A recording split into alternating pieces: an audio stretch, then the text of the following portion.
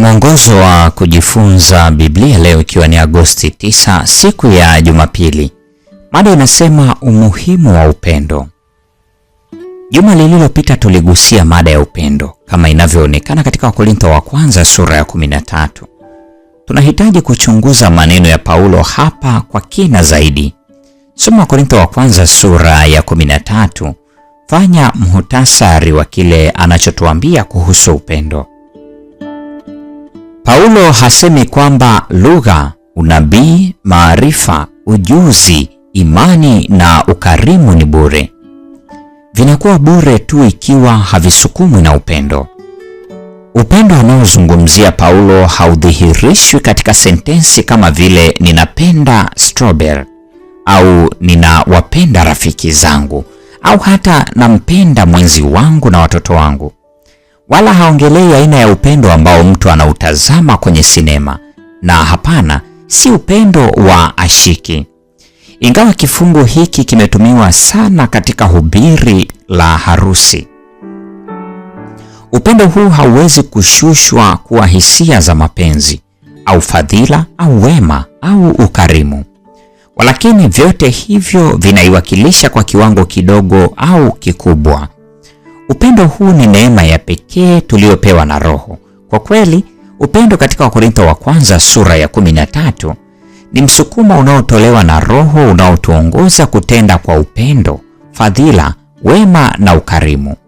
Ni kujitoa kabisa kwa matendo, hisia na mawazo yetu kwa Kristo na jirani zetu. Soma Mathayo 24:12. Yesu anatupatia onyo gani hapa?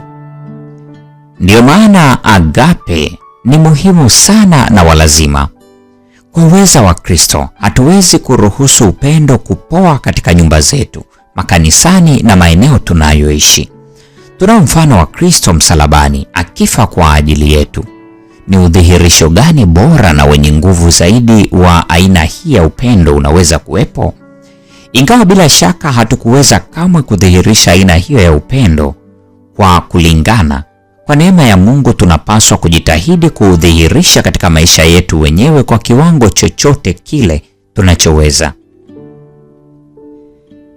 Ni nyakati gani ambazo kwa kweli udhihirisho wa aina hii ya upendo ungeweza kumvutia sana mtu aliyehitaji upendo huu kuliko kitu kingine chochote?